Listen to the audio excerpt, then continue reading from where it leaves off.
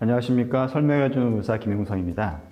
이번 시간에는 위식도 역류질환과 연관돼서 저희가 흔히 듣는 질문에 대해서 설명을 좀 드리려고 합니다. 요즘에 가장 많은 환자 중에 한 명이 바로 목에 이물감을 호소하는 증상입니다. 이비인후과를 가셔가지고 역류성 인후두염 이렇게 진단받고 오신 분도 꽤 많이 있는데요. 이러한 목의 이물감이 위식도 역류질환과 상관이 있는지 라고 많이 물어보십니다. 당연하게도 상관이 있습니다. 위나 식도의 내용물들이 심하면은 인후두까지 역류하는데, 이런 역류된 물질들이 인후두에서 염증을 일으켜가지고 인두염이나 후두염을 일으킬 수 있겠습니다. 결국 그 증상은 목에 뭔가 걸려있는 느낌 또는 기침, 쉰목소리 같은 증상을 일으킬 수 있습니다. 그렇지만은 더 많은 증상의 원인은 알러지라든지 또는 실제적으로 이비인후과 질환이 인후두염이기 때문에 그거를 잘 감별해서 치료하시는 게 좋을 것 같고요. 이런 위식도 역류질환과 연관된 인후두 증상은 상당히 치료가 잘 안 됩니다. 그래서 약을 좀 길게 먹어야 되기 때문에 의사 선생님과 상담하셔가지고 충분한 기간 동안 약을 드시면 도움이 될 것 같습니다.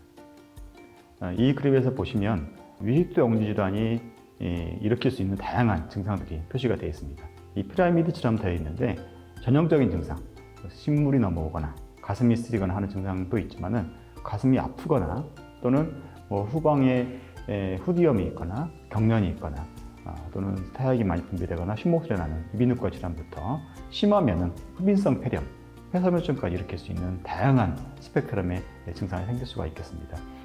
그래서 이런 모든 질환의 원인 중에 하나가 위식도 역류질환이 있다라고 생각을 하시고 적절한 진단과 함께 치료를 받으시면 도움이 될 것 같습니다. 자, 두 번째 질문은 이 위식도 역류질환이 가슴 통증, 비시민성 흉통이 있기 때문에 혹시 이게 심장병을 일으키는지 궁금해하시는 분이 많습니다. 그렇지만 위식도 역류질환과 심장병은 관계가 없습니다. 증상은 비슷하죠. 가슴 한가운데가 아플 수 있고 쪼일 수 있고 여기저기가 뜨끔뜨끔하게 아플 수 있는데, 이것은 식도에서 올라오는 통증의 요인이고요. 심장과는 관계가 없기 때문에 위식도 역류질환이 있다고 해서 심장병이 일어난다라고 걱정하실 필요는 없을 것 같습니다.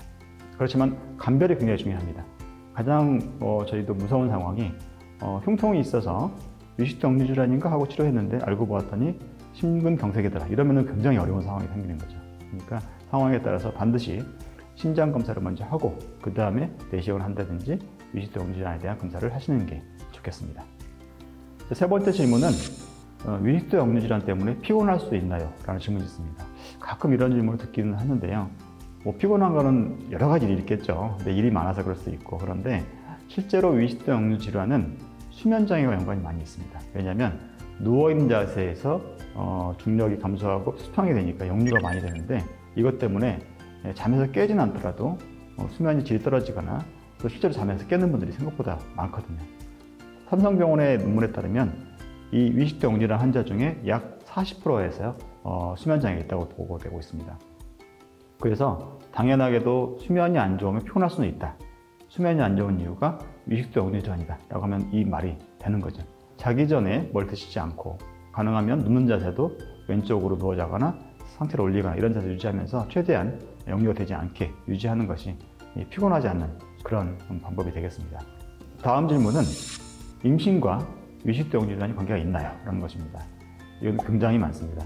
논문에 따라서 다르긴 하지만 임신 환자의 한 80%까지는 임신 중에 역류 증상을 경험하는데요. 특히 임신 말기에 태아가 성장하면서 자궁이 커지겠죠. 커지면 이 자체가 위를 누르고 복압이 증가하기 때문에 위식도 역류 증상이 굉장히 심해질 수가 있습니다. 이 그래프를 보시면 이 임신을 시작하고 나서 1기, 2기, 3기로 가면서 점점 역류를 경험한 환자들의 비율이 높아지는 것을 볼 수 있습니다. 어떤 임산부들은 아예 누워서 편하게 자질 못하겠다라는 분도 있거든요.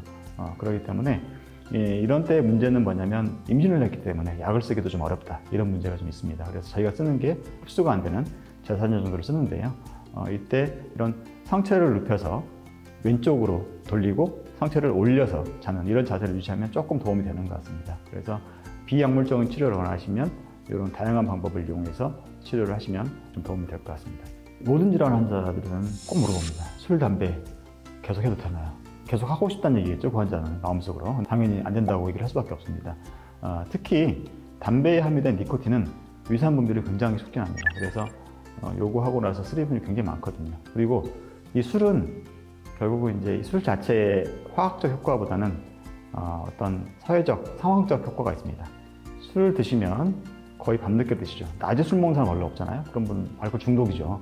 되게 이제 끝나고 저녁 시간에 회식하면서 삼겹살 먹고 맥주 마시고 가득 찬 상태에서 집에 가겠다고 깨기 위해서 커피 한 잔 마시고 집에 가서 바로 누워서 잡니다. 그럼 제가 지금까지 말씀드린 모든 위험자가 다 그날 경험을 하게 되는 것이죠. 그렇기 때문에 일단은 담배는 그 자체가 확실한 위산물질 촉진 효과가 있기 때문에 안 좋다라는 것이 하나 있고, 술은 일단 그 위에 좋지도 않지만은 여러 가지 정황상 위가 부담이 되고 역류가 많이 된 상황을 일으킬 수 있기 때문에 증상이 있으신 분들은 가능하면 줄이라 라고 말씀을 드릴 수밖에 없겠습니다. 그 다음에 많이 물어보는 것은 커피입니다.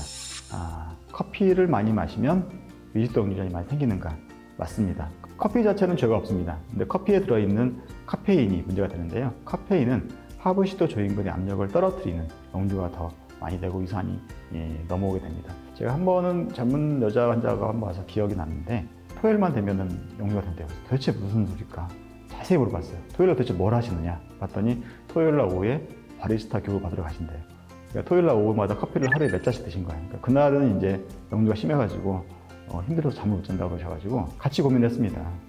직업을 바꿀 것이냐, 약을 계속 먹을 것이냐 이런 고민했는데 어떻게 되는지 모르겠습니다. 그래서 그렇게 분명하게 역류가 되는 경우가 있는데요. 커피에 들어있는 카페인이 문제라고 하면은 카페인이 들어있는 음료도 다 마찬가지가 되겠죠. 차도 마찬가지고 카페인 많은 고카페인 음료 많은데 그런 것들도 가능하면 좀 피하는 게 좋겠다라고 말씀을 드릴 수 있겠습니다. 위식도 역류질환과 관계돼서 환자분들이 흔히 저희한테 물어보는 그런 질문들에 대해 설명을 좀 드렸습니다. 혹시 이 방송을 보고 계신 여러분께서 위식도 역류질환과 관계돼서 더 궁금한 게 있거나 오늘 얘기한 내용 외에 또 알고 싶은 게 있으시면 연락을 주시면 콘텐츠를 만들도록 하겠습니다. 감사합니다.